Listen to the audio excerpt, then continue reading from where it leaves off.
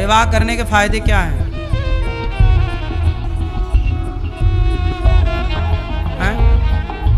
गृहस्थी, क्या फायदा है गृहस्थी का? परिवार बढ़ेगा, अच्छा जनसंख्या बढ़ानी बढ़िया, ठीक। जनसंख्या ही नहीं रहेगी तो फिर कैसे सनातन रहेगा? ठीक कह रहे, खूब जनसंख्या बढ़ाओ, 10-15 बच्चे तो हों कम से कम। क्यों आपने विवाह किया? ये आपके बगल में, क्यों किया विवाह? क्यों करना चाहिए विवाह? क्या फायदे हैं विवाह के? विवाह क्यों करना चाहिए? क्या फायदे हैं? सुनो, विवाह करने के फायदे हम बता रहे हैं, सुनो। विवाह करने का फायदा ये है कि आप दोनों लोग पति पत्नी बैठकर आधी रात को भी और दिन को भी, कभी भी जब नींद खुल जाए, जब मन हो जाए, तब एक जन वक्ता बन जाओ और एक जन श्रोता बन जाओ, और दोनों बढ़िया बैठ के एक जन कथा सुनाए भगवान की, एक जन कथा सुने। विवाह नहीं होगा तो अकेले रहेगा, तो अकेला किसको सुनाए और किसको सुने? दो रहेंगे तो एक कथा सुनाए, एक कथा सुने, दोनों भगवान की चर्चा करो, दोनों बैठे बैठे। ये फायदा है कि दोनों भगवान का चिंतन ज्यादा कर सकते हैं। भगवान की सेवा दोनों मिलके करो, एक जन भगवान जी के कपड़े, एक जन भगवान जी के बर्तन धुल लो, तो एक जन पूजा की तैयारी कर लो। बड़े प्रेम से भगवान की सेवा में दोनों सम्मिलित हो जाओ, दोनों जन आरती उतारो, दोनों भगवान के लिए प्रसाद तैयार करो। अब होता क्या है कि आजकल पति पत्नी का मतलब अलग ही है कुछ।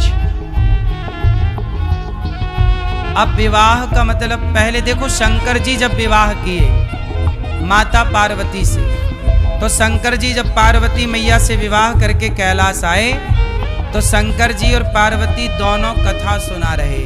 पार्वती जी हाथ जोड़ के बोलो, हे भोलेनाथ कुछ सवाल करना है, करो। क्या ये बताओ कि ये राम कौन है? राम के बारे में मैं जानना चाहती हूँ। तो माता पार्वती सवाल कर रही हैं और उस सवाल के उत्तर में पूरी राम कथा शंकर जी सुना रहे हैं। देखो ये पति पत्नी, आप लोग पूजा करते हो शंकर जी की, लेकिन शंकर जी की पूजा बस करते हो, सीखते नहीं। शंकर जी गृहस्थ हैं। कैसे गृहस्थ हैं? पार्वती और शंकर जी दोनों कथा सुनते और सुनाते हैं, दोनों भगवान के चिंतन में डूबे रहते हैं। जबकि शंकर जी के परिवार में जितनी टेंशन है ना, आपके परिवार में इतनी टेंशन नहीं हो सकती। आप लोग कहते हैं महाराज जी बड़ी टेंशन है, हम बड़े परेशान हैं। शंकर जी से ज्यादा कोई परेशान नहीं हो सकता। देखो ना, शंकर जी के वाहन का नाम है नंदी है, और शंकर जी की पत्नी माता पार्वती के वाहन का नाम है शेर। अब शेर और बैल ये दोस्त हैं कि दुश्मन हैं? बोलो,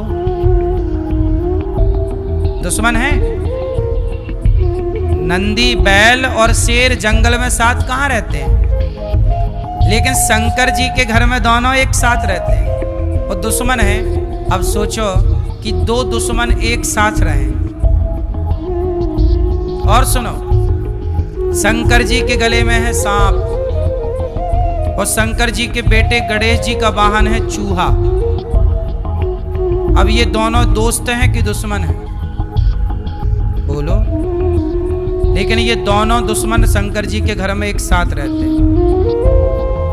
और सुनो, बड़े बेटे का वाहन है मोर, कार्तिकेय जी का, और शंकर जी के गले में पड़ा है सांप। सांप और मोर की दोस्ती है कि दुश्मनी है? मोर सांप को खा जाता है। मोर क्या खाता है? खा जाता है। दोस्ती है कि दुश्मनी है? दुश्मनी। सारे एक दूसरे के कट्टर दुश्मन हैं, लेकिन वो दोनों दुश्मन शंकर जी के घर में एक साथ प्रेम से रह रहे हैं। किसके प्रभाव से? शंकर जी के गले में है जहर, बोलो हाँ। शरीर में है भभूति भस्म। पहाड़ पर बैठे, ना घर है ना कोई छाया है। शंकर जी समाज को मैसेज देना चाहते हैं कि देखो, मेरे घर में जितने लोग हैं सब एक दूसरे के दुश्मन हैं, लेकिन वो सारे दुश्मन शंकर जी के भजन के प्रभाव से, कथा के प्रभाव से। शंकर जी कहते हैं कि भगवान के नाम में इतनी ताकत है कि भगवान की भक्ति करने वाला कोई हो तो वो दुश्मनों को भी दोस्त बना सकता है। ये भजन का प्रभाव। शेर और बैल दोस्त हो गए, शिव जी के घर जाते हैं। ये किसका प्रभाव है? भजन का प्रभाव। इसलिए मैया खूब भजन करो भगवान का, खूब भगवान का नाम जपो, फिर प्रतिकूल लोग भी अनुकूल हो जाएंगे। व्यक्ति का प्रभाव नहीं होता, भजन का प्रभाव। हमने कितने संतों के बारे में सुना है कि वो जंगल में भजन करते, तो जंगल में भजन करते तो शेर आकर के उन्हें प्रणाम करके जाता। संतों को कोई आश्चर्य नहीं है। भजन करने का प्रभाव यही होता है कि वहां रहने वाले जीव जंतु, हिंसक प्राणी भी वहां अपनी हिंसा का स्वभाव छोड़ देते हैं भजन के प्रभाव से।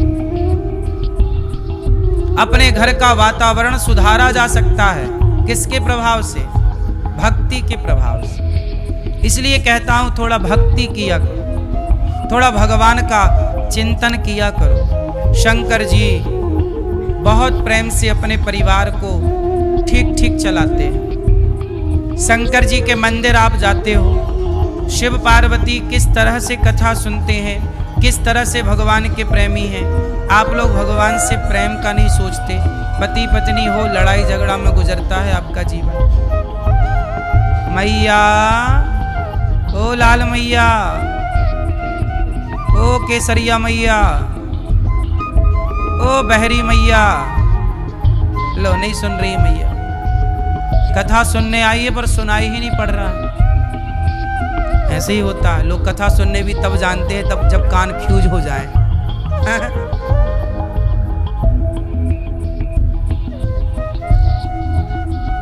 एक मैया आई, बोले गुरुजी गुरु मंत्र दे दो। हमने कहा लो। हमने बोला मैया बोलो श्रीमन्नारायण, मंत्र दिया उन्हें। फिर बाद में बोला हमने मैया बोलो श्रीमन्नारायण। गुरुजी थोड़ा जोर से कहो। हमने श्रीमन्नारायण बोलो। गुरुजी और जोर से। हमने पूरी ताकत से बोला। बोले बोलो महाराज। हमने कहा मैया बोल ही तो रहे हैं। बोले हमें नहीं सुनाई पड़ रहा। हमने कहा सुनाई कुछ नहीं पड़ता। बोले 5 साल से हमें नहीं सुनाई पड़ता। 5 साल की बहरी मैया गुरु मंत्र लेने आई थी। अब दो गुरु मंत्र कैसे दोगे? तो आदमी भगवान का नाम लेने तभी आता है जब बहरा बहरा हो जाता है। इसीलिए हम कहते हैं भजन करो मस्त जवानी में, बुढ़ापा किसने देखा है। सारी जिंदगी जवानी आदमी भोगों में समर्पित करता है। परिवार, जवानी परिवार को देता है और बुढ़ापा भगवान को देता है।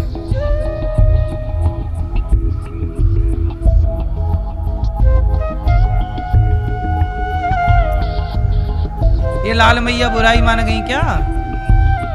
नहीं।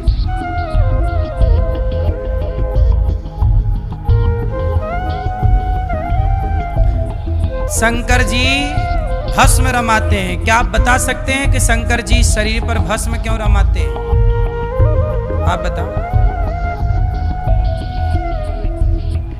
क्यों भैया शंकर जी भस्म क्यों लगाते हैं? भभूति क्यों लगाते हैं? आप बताओ।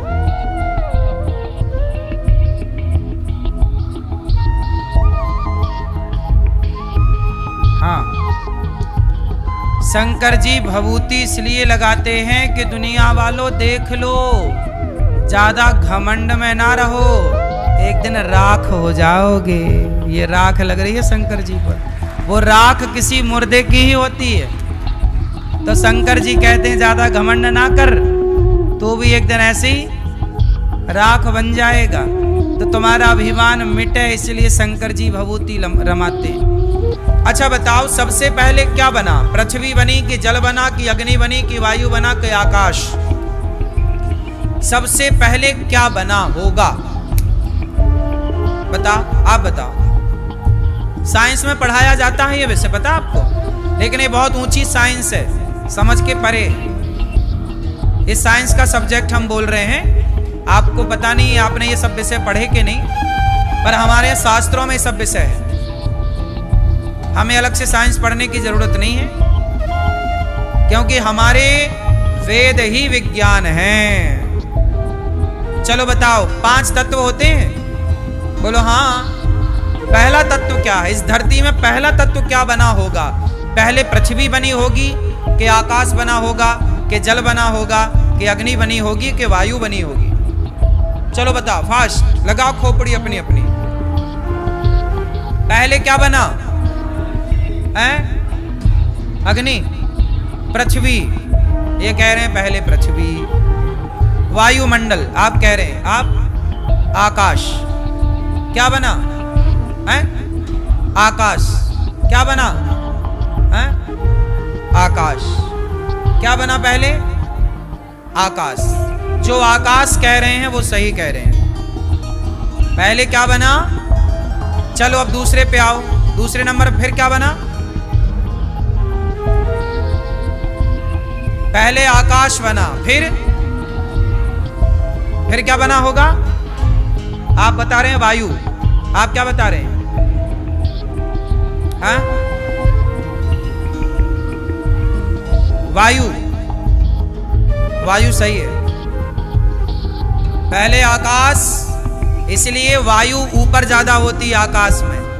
देखा, जितना ऊपर चढ़ोगे उतनी हवा मिलेगी। बोलो हाँ। अभी इसका मैं साइंटिफिक बताऊंगा आपको, साइंस की तरह से प्रूव करके बताऊंगा सब चीजें। अभी पहले रफ रफ सुन लो, फिर मोहर लगाते हैं। अभी पहले आकाश बना, फिर वायु। तीसरे नंबर पर जल कह रहे हैं, फिर अग्नि, वायु से अग्नि। ठीक है, राइट। फिर अग्नि से क्या तैयार हुआ? अग्नि से जल। अभी मैं इसको प्रूव करूंगा तब खोपड़ी में आएगा आपकी, अभी नहीं आएगा। जल, फिर जल से बनी पृथ्वी। बिल्कुल राइट। अब आते हैं इसको साइंटिफिक समझने के लिए। आप हमारी थोड़ी मदद करोगे? चश्मा वाले भैया खड़े हो जाओ, फिर थोड़ी सी हमारी हेल्प कर दो। उस तरफ मुंह कर लो हल्का सा, हमारी तरफ भी रहे, ऐसे खड़े, ऐसे। बस बस बस।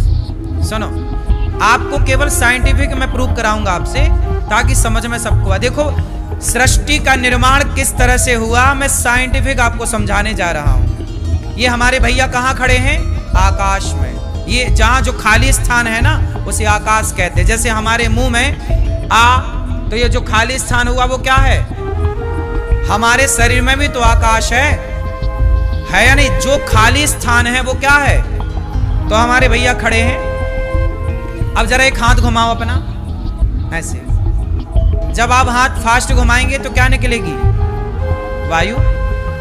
आकाश से देखो वायु का निर्माण हुआ। इन्होंने हाथ घुमाया, वायु निकली, मतलब आकाश से वायु का निर्माण हुआ।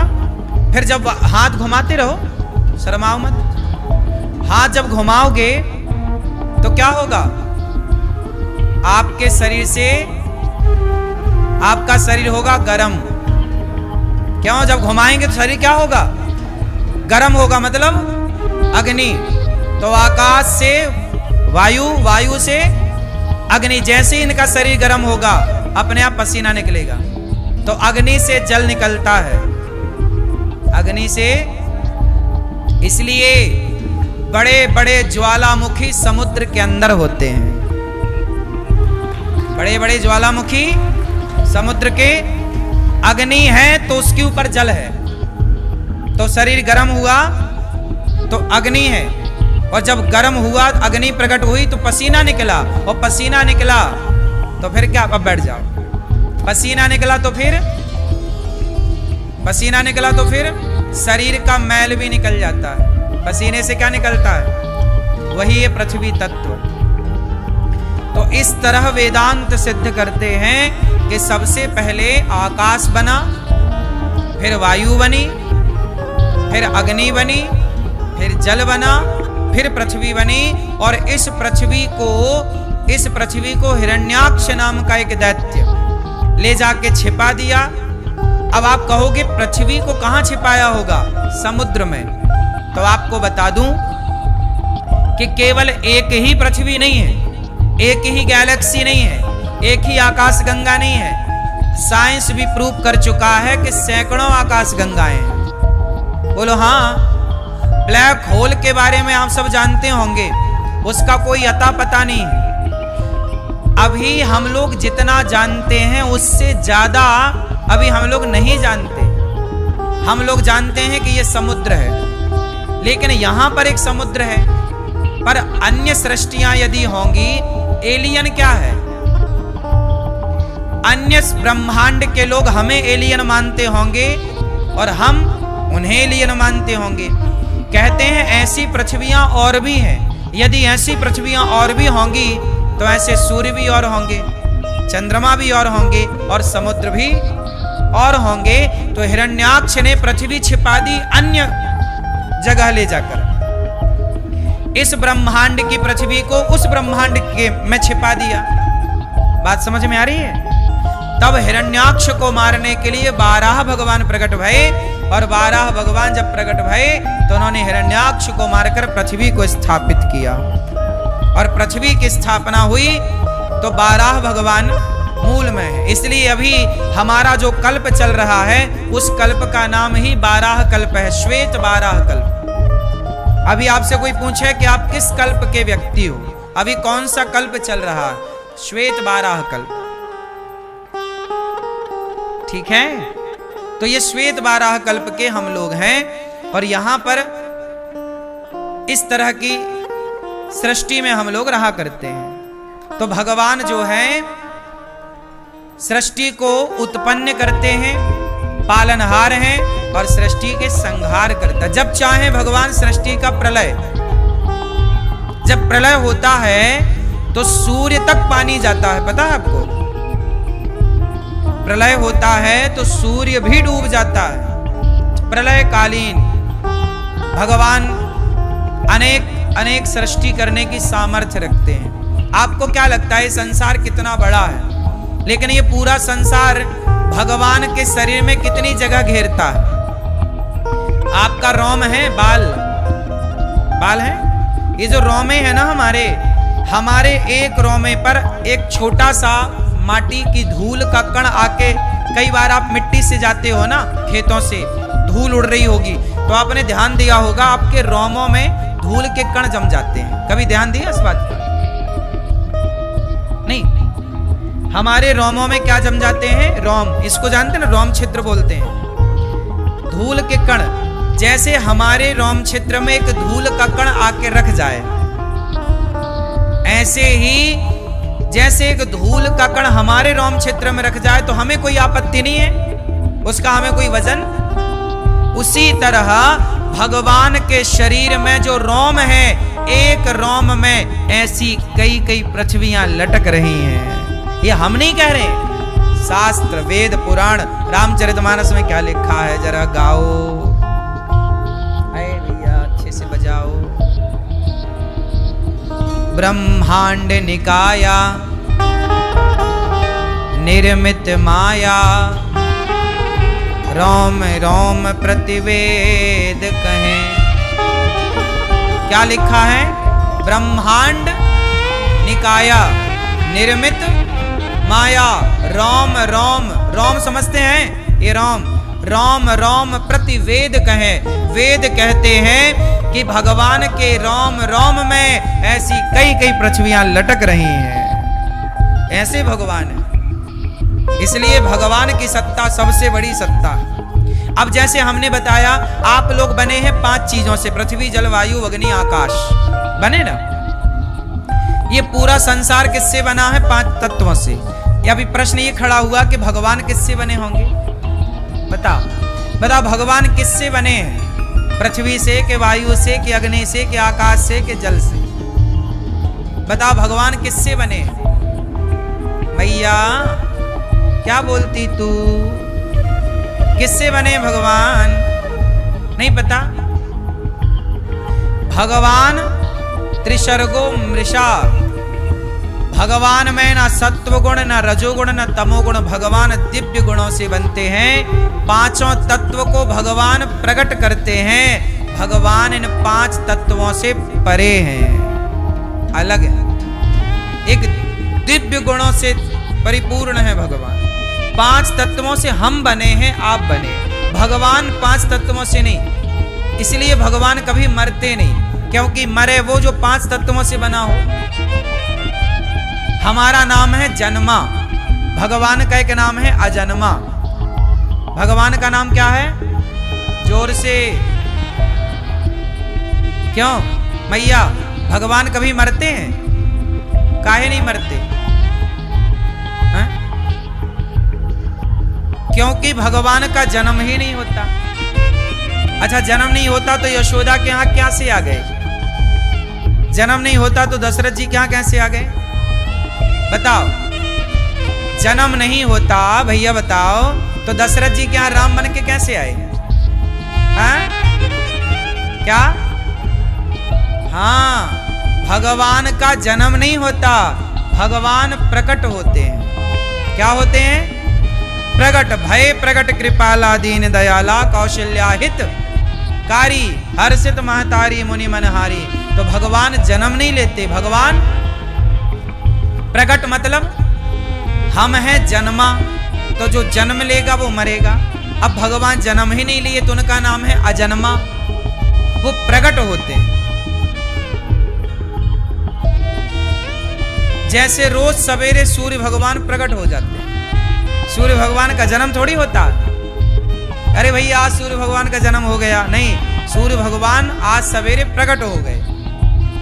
क्या हो गए?